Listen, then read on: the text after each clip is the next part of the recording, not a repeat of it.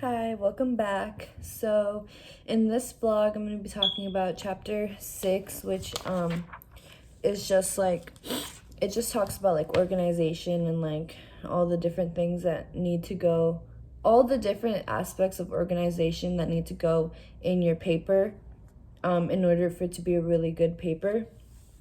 So yeah, it's just all about organization, and it starts off by saying that the main thing that you need is the thesis. And the thesis is just a clear central idea of what you're going to be talking about. And then it goes on to explain how every thesis needs to have 5 qualities in order for it to be a really good thesis.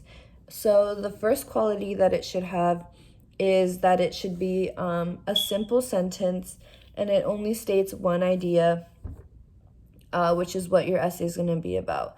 And then the second quality is it has to be a declarative sentence, so it's just a statement, a clear statement or assertion of what you're going to be talking about. And then the third quality is it has to be limited to your topic, so it just narrows down what you're going to be talking about. And then the fourth quality is it suggests your purpose, which it just basically means like it implies what you're going to be talking about throughout the essay. And then the fifth quality is it should be a more concise version of everything that you're going to be talking about. So everything that's going to be mentioned in your essay has to be squished down into one little sentence.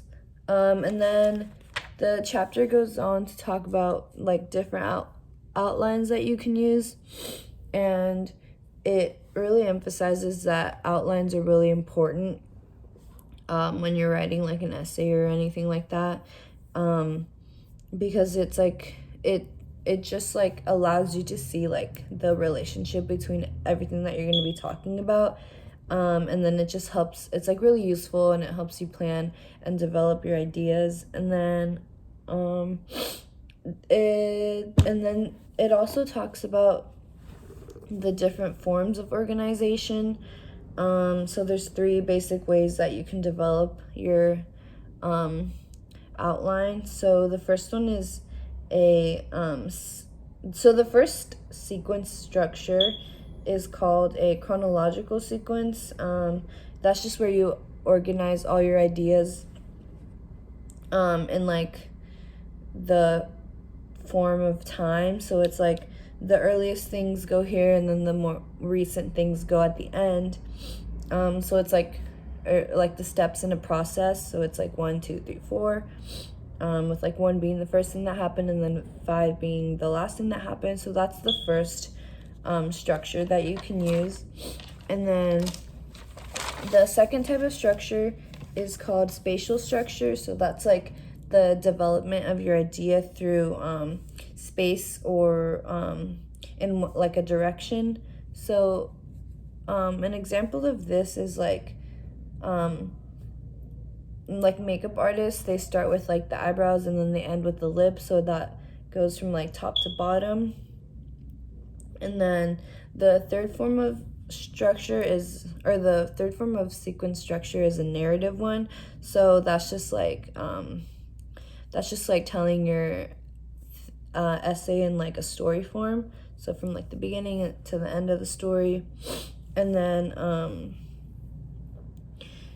and so then that's like the first way that you can structure your essay. And then the second type of structure is called a topical structure. So those with a topical structure, you can develop your subject in terms of like parts. So it's like you start with like part 1, and then part 2 and part 3, and over the span of those parts, you develop your idea even more and more. So it's just like you start with one main idea, and then you add little parts to it as you go on. And then the third type of structure is called a logical structure, which is using cause and effect. So it's like this, like a cause, and then what are the effects of that cause. And then, or you can also do it as a problem and then give it solution. And yeah, that's what I learned.